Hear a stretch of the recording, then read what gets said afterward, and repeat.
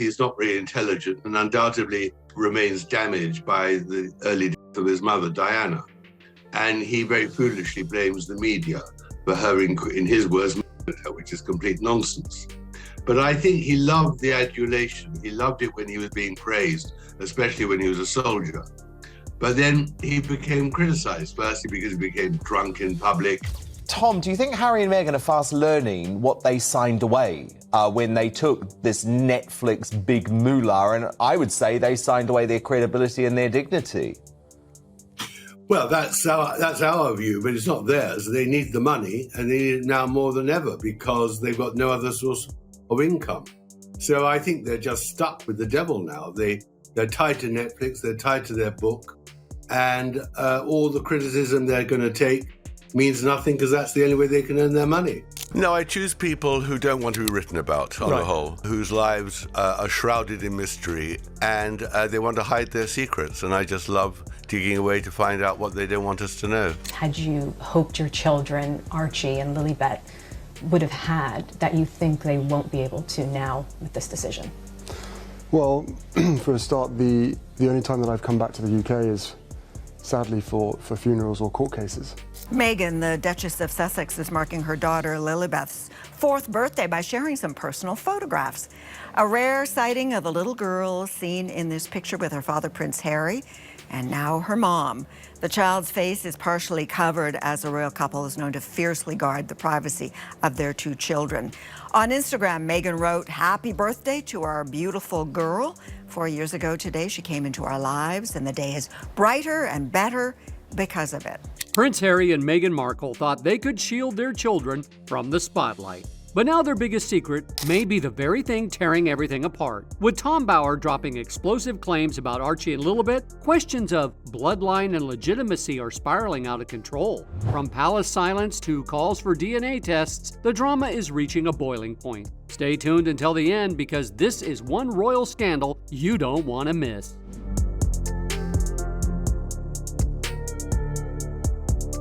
But of course, that has always been her motive. She's money obsessed and always has been. And that is why she married Prince Harry. A great surprise and disappointment was to discover that Prince Harry had very little money. She imagined he'd be worth hundreds of millions, if not billions.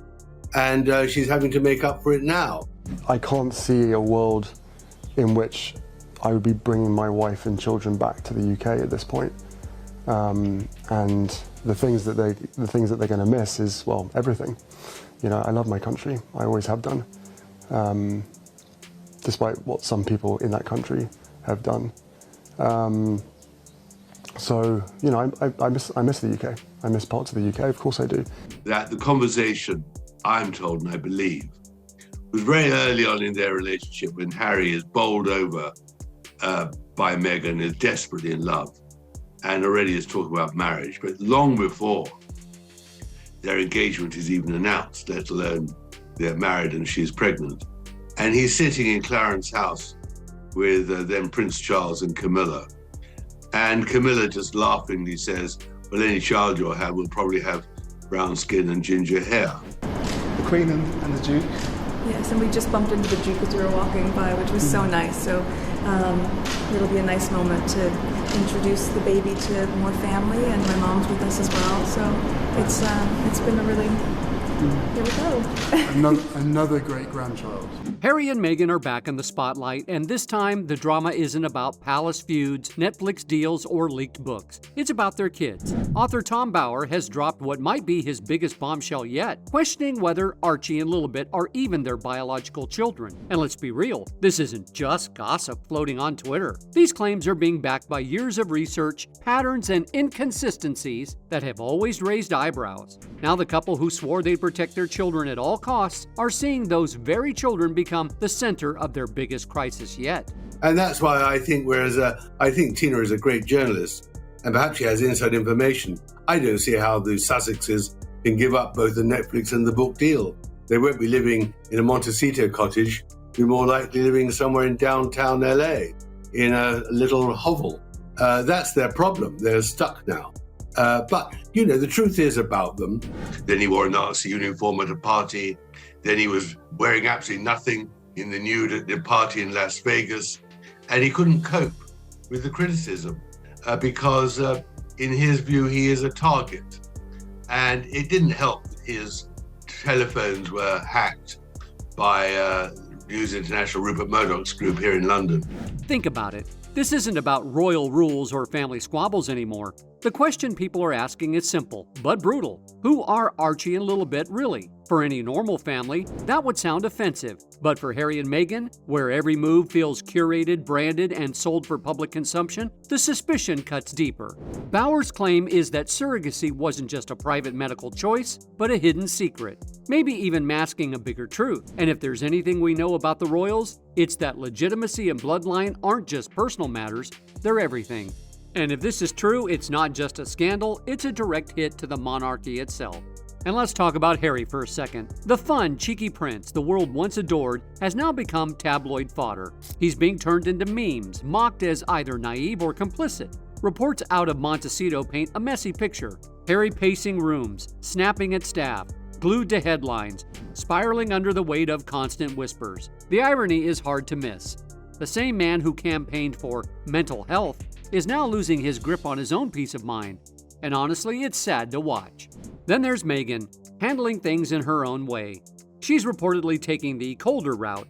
No emotional outbursts, just lawyers on speed dial. Cease and desist letters, legal threats, silent tactics. But here's the kicker. The more she tries to shut the story down, the louder it gets. It's like trying to put out a fire with gasoline. People are digging harder, asking more questions, and pointing out red flags that suddenly make sense when lined up together.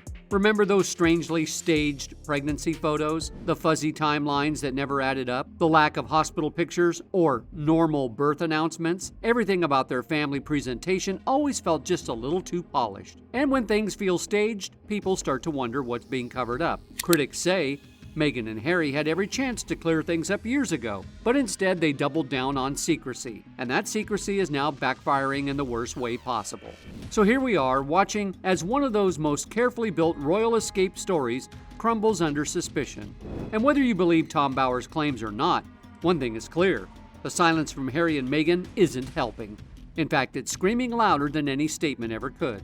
No, I choose people who don't want to be written about on the whole, whose lives are shrouded in mystery, and they want to hide their secrets, and I just love digging away to find out what they don't want us to know. I wrote 4 years ago a book about Prince Charles, and it was a story about how he had rehabilitated himself after Diana's death, and how Camilla also had to be rehabilitated, and it was a #1. It was a fascinating story. So when Meghan came along into the scene, I just thought, this is fascinating. How is this going to play out? To tell the truth, I spoke to very few friends of Meghan because she put a fatwa on anyone talking to me who she could. So I sent off dozens and dozens of emails to her friends, and most of them didn't even reply. And obviously I spoke to her father, who loves her still very much, and said, in the end, whatever she is, she's still my daughter. You can't beat the real story. I mean, that's the excitement of writing these sort of books, that in the end, nothing beats the truth, the real fact.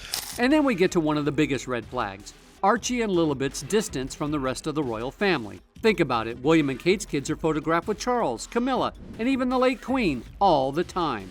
There are plenty of family moments on record, but when it comes to Harry and Meghan's children, almost nothing. No warm family photos with senior royals. No bonding shots that usually come with being part of the firm. People are now asking if that's just a coincidence, or if the palace has deliberately kept its distance. And honestly, the lack of interaction speaks volumes. This isn't just harmless speculation. It has real heavy implications. If surrogacy was used, that's one thing. It's a private choice many families make. But if outside donors were involved, meaning the biological ties aren't what Harry and Meghan claim, then that's a royal earthquake waiting to erupt. We're talking about the very line of succession, something the monarchy cannot afford to leave vague or questionable. The crown thrives on stability and bloodline. If that foundation gets shaky, it's not just Harry and Meghan who fall, it could ripple through the entire institution. And let's not forget who's leading this storm: Tom Bauer. The man isn't some random gossip columnist looking for clicks. He has a track record of digging up ugly royal truths, and disturbingly, many of his past claims ended up being right. So when he throws out something this bold, people pay attention. He's lit a match under what might be the most explosive royal secret yet. If this one gains traction, it doesn't just damage Harry and Meghan's public image, it could erase their place in royal history altogether.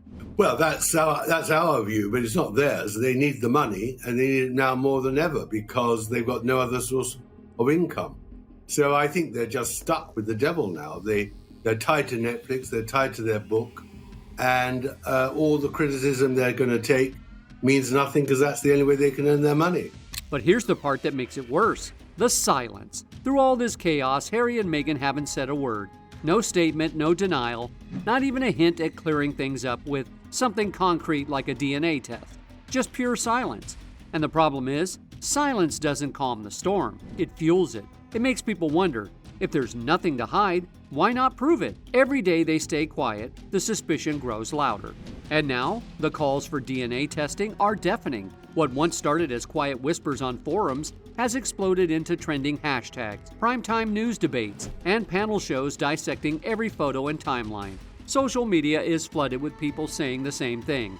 If Meghan and Harry are telling the truth, why not just take the test and shut this all down? Their refusal is only giving oxygen to the fire. From a PR perspective, this is a nightmare. Remember, the Sussex brand was built around the image of the perfect modern family, the mansion in sunny Montecito, the polished Netflix docuseries, the speeches about love, family, and breaking cycles of pain. It was all carefully crafted to present a picture of stability and authenticity. But now that picture is cracking, and these aren't surface cracks. These are deep, structural cracks that no staged photos or glossy interviews can plaster over.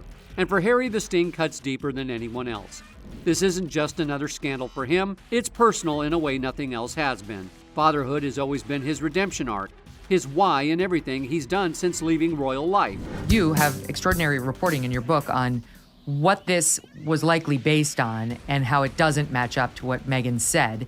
Here's the clip, Sot 6, from the Oprah interview. The Oprah interview to their docuseries, Harry has repeated over and over that being a dad saved him, grounded him, and gave him purpose. But now critics are hitting him where it hurts most. What if the children he's built his entire story around aren't even biologically his? That's the kind of question that doesn't just bruise an image, it destroys an identity. Well, of course, that was brilliant of you to bring that clip up because the body language just showed her discomfort as she dug deeper into her own hole. I mean, the truth is this, that there are two truths. The first truth is that the conversation, I'm told and I believe, was very early on in their relationship when Harry is bowled over by Meghan, is desperately in love, and already is talking about marriage. It's a brutal blow, not just to Harry's public image, but to his very identity. Remember, this is the man who once walked behind Diana's coffin, forever etched in history as a symbol of strength and resilience. And now, he's being painted in two unflattering lights. Either he's a naive puppet being pulled along by Meghan's strategy, or he's an active participant in what critics are calling a royal-level cover-up. Neither version works in his favor. One makes him look pitiful and weak. The other paints him as dishonest, manipulative, and complicit. And worst of all, both leave him looking powerless. A man who doesn't even have control over the narrative of his own family. How would your mom feel about your relationship with your brother now? I think she would be sad. I think she'd be looking at it long term to know that there are certain things that we need to go through to be able to heal the relationship. I have felt the presence of my mum more so in the last 2 years than I have in the last 30. Insiders from Montecito describe the atmosphere inside their mansion as grim and tense. Harry has reportedly become obsessed, almost to the point of paranoia. He's glued to articles, gossip columns, even YouTube videos, dissecting every frame of his children's photos, every timeline from Meghan's pregnancies, every allegation Tom Bauer has put on the table.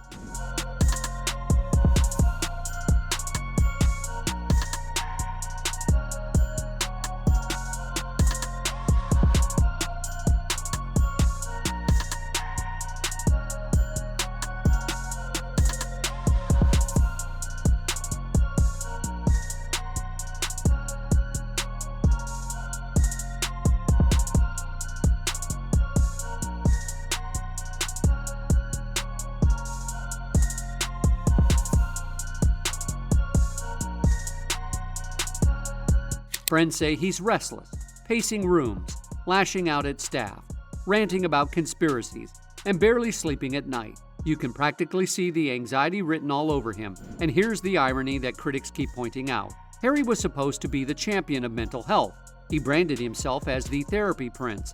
Yet now he seems trapped in his own spiral, unable to practice the very advice he once preached. For the time being, it's impossible for me to take my family back to the UK safely. You're obviously very deeply affected by this. What memories, experiences had you hoped your children, Archie and Lilibet, would have had that you think they won't be able to now with this decision? Meanwhile, Meghan is handling the storm differently. Cold, calculated, and strategic. She's reportedly exploring every legal angle, drafting cease and desist letters, threatening media outlets, and trying to choke the story into silence. But here's the catch. Every time a legal threat goes out, it only makes people more suspicious. The louder she tries to shut it down, the more the public thinks, if there's nothing to hide, why go to such extreme lengths? Instead of quelling the rumors, her legal strategy is backfiring, pouring gasoline on an already raging fire. And then we have the palace. Their silence has been chilling. No statements from King Charles, no warm public photos of Archie and Lilibet with their grandfather, or any senior royals, not even the standard birthday greetings that are usually routine for royal children. Compare that to William and Kate's kids, who are publicly embraced by the family every chance they get. It's night and day. The difference is so stark that observers are asking, does the royal family already know something? Or worse, have they quietly suspected the truth all along? Thank you.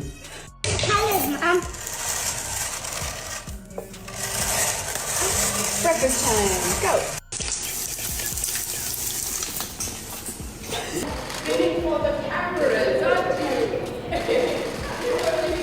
For the cameras.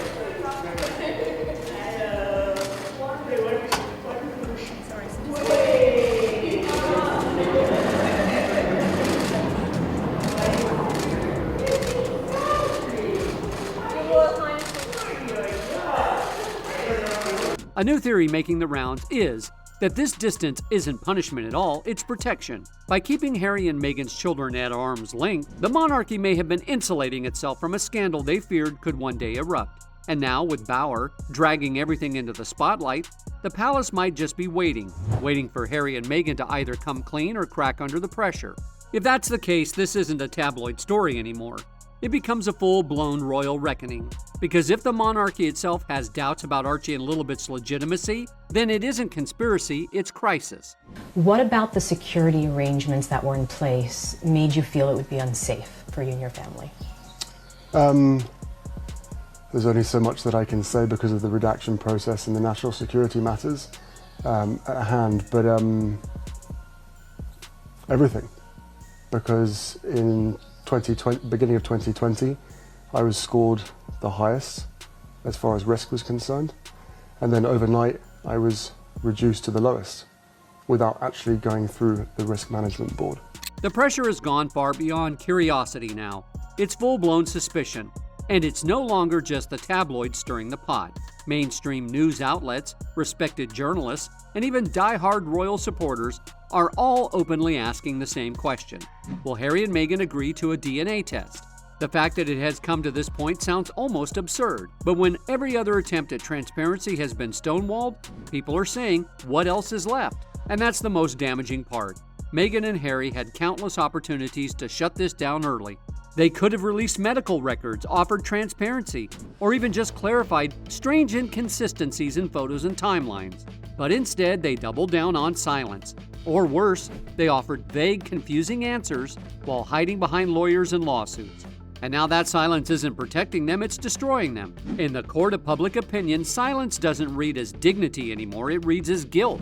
And that's why I think, I think Tina is a great journalist, and perhaps she has inside information. I don't see how the Sussexes can give up both the Netflix and the book deal. They won't be living in a Montecito cottage, be more likely living somewhere in downtown LA. The saddest part about all of this is that the damage may already be permanent. Harry, who was once celebrated as the bold and rebellious prince, now looks like a man who's completely unraveling. Friends from his military days, The ones who admired his bravery have reportedly distanced themselves. Sources close to him say he's unpredictable, bouncing between angry explosions and moments of eerie silence. Those around him whisper that he's lost his identity, not just as a royal, but as a man. And fatherhood, the one thing he held on to as his redemption arc, is now under question. That's devastating because even if his role as a father is doubted, then what foundation does he have left? And already is talking about marriage, but long before their engagement is even announced, let alone they're married and she's pregnant. And he's sitting in Clarence's house with then Prince Charles and Camilla.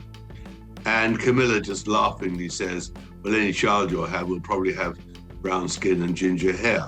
And they all laugh, including Harry. I mean, not because of racism. It's just one of those things everybody imagines. When somebody is pregnant close to you, you wonder what the child will look like. But it was not said as anything other than a concern. That's what Meghan has claimed, that it was a concern about how dark the baby would be. Meghan, on the other hand, hasn't cracked emotionally the way Harry has. Instead, she's sticking to her usual playbook, deflection and control. Reports say her lawyers are drafting responses left and right, sending out threats of lawsuits if the media doesn't pull down stories. But here's the problem. Legal letters don't solve moral scandals. If anything, they just make critics more confident in their suspicions. And the public, they're not blind. People remember the Netflix documentaries that were filmed to perfection, the carefully staged Instagram posts, the speeches about honesty, healing, and breaking generational trauma. So when the same couple now refuses to be transparent about something as fundamental as their children's origins, the hypocrisy is glaring. It makes people feel like they've been sold an image instead of the truth. And through all this chaos, the royal family has remained completely silent. Not a single senior royal has come forward to defend Harry and Meghan. There are no official statements, no subtle signs of support, nothing. It's as if the institution has quietly stepped back, leaving Harry and Meghan to deal with the storm on their own. According to insiders, Charles has been advised to keep his distance, because even a small show of support could explode into a bigger scandal if these rumors ever prove true. That silence speaks volumes, and not just in the way the Sussexes would want. Behind the scenes, whispers are growing louder about contingency plans. Private discussions about succession, legal implications, and political fallout are reportedly happening. The palace is quietly asking the hard questions. If Archie and Lilibet were born in a way that doesn't fit royal tradition, what does that mean for their titles? What does it mean for their place in the line of succession? Would they be removed? Nobody knows for sure, and the palace isn't offering answers. But the fact that these conversations are even happening shows just how serious this crisis is. Meghan, can you tell us what it's like becoming a new mum and tell us a little bit about baby Sussex, as we're calling him? It's magic. It's pretty amazing, and I mean, I have the two best guys in the world, so I'm really happy. Tell us a little bit about your son. What's he like? Is he sleeping well? Good baby? Yes, he has the sweetest temperament. He's really calm. What's clear now is that the Sussex fairy tale is falling apart. The story of a brave prince and his modern duchess building a fresh start outside palace walls is crumbling under the weight of secrecy. And the more they dodge the truth, the heavier the weight becomes. In the end, it might come down to one defining choice: agree to a DNA test or not. One path could finally silence critics and give them a chance to reclaim some credibility. The other guarantees that suspicion will follow them forever. Because questions about bloodlines don't just vanish. They linger, they fester, and eventually they shape how history remembers you. Harry and Meghan gambled everything on a narrative of freedom and honesty. But now that narrative is being torn apart by silence, suspicion, and the one question that refuses to go away. Who are Archie and Lilibet really? So here we are, the Sussex fairy tale cracking under the weight of secrecy. Is Harry a victim caught in Meghan's web, or a co-conspirator in a cover-up that could change royal history? And most importantly, who really are Archie and Lilibet? These questions won't fade. They'll haunt the monarchy forever unless the truth comes out. What do you think? DNA test or silence? Drop your thoughts below. And don't forget to like, share, and subscribe for more royal tea.